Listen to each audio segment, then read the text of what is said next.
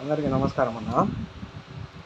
బండి సంజయ్ ఒక వీడియోలో మాట్లాడుకుంటా కార్పొరేటర్ ఎమ్మెల్సీ ఎలక్షన్స్ ఉన్నాయి కదా, మీరు హిందువులు అయితే మాకు ఓటు వేయండి, మీకు హిందువులు వేసి గెలిపించినారు కదా, మీ కార్పొరేషన్లో హిందువులు ఎంతోమంది ఉన్నారు, మీరు ఇంకోసారి మీరు గెలవరని చెప్పి భయపట్టిస్తూ ఉన్నాడు, బెదిరిస్తూ ఉన్నాడు.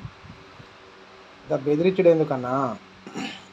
మీరు చెప్పినారు కదా కార్పొరేషన్ ఎలక్షన్ అప్పుడు, ఆ వరదలలో కొట్టుకుపోయినా బైక్ పోతే బైకు, కారు పోతే కారు, ఫ్రిడ్జ్ పోతే ఫ్రిడ్జ్, ఇల్లు పోతే ఇల్లు అన్నీ ఇప్పిస్తామని. మీరు గెలిచిన చోటలో అవి ఇప్పించినారేమో ఒకసారి తెలుసుకోండి.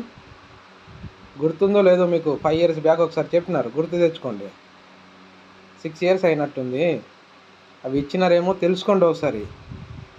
ఈ హిందూ ముస్లిం పైన మతాల పైన ఏందన్నా మీరు రాజకీయం చేసేది? మతాలు కాకుండా మేము ఇది చేసినామని ధైర్యంగా చెప్పుకోండి. ధైర్యంగా చెప్పుకొని ఎలక్షన్లో నిలబడండి. మీకు బలమే లేదు. బలం లేని చోట నిలబడి హిందువులు మాకు ఓటు వేయండి, మీ కార్పొరేషన్లలో మీ హిందువులు ఉన్నారు, ఆ హిందువులు మీకు నెక్స్ట్ టైం కలిపియారు. భయపట్టించుడు ఎందుకన్నా? ఉన్న ముచ్చట చెప్పుకొని గెలవండి అన్న. హిందూ ముస్లిం ఏదో అన్నదమ్ములా కలిసి ఉన్నామన్నా. మీ పార్టీ గెలుపు కోసము మమ్మల్ని ఇది చేస్తున్నారు మీరు. అన్నదమ్ములా కలిసి ఉన్న మమ్మల్ని విడగొడుతున్నారు మీరు. దేశాన్ని అల్లకల్లోలం చేస్తున్నారు. ఇంకొకసారి హిందూ ముస్లిం అనే మాట వాడకండి. మీరు ఇచ్చినామని చెప్పండి, కార్పొరేటర్లు మీకే ఓట్లు ఇస్తారు.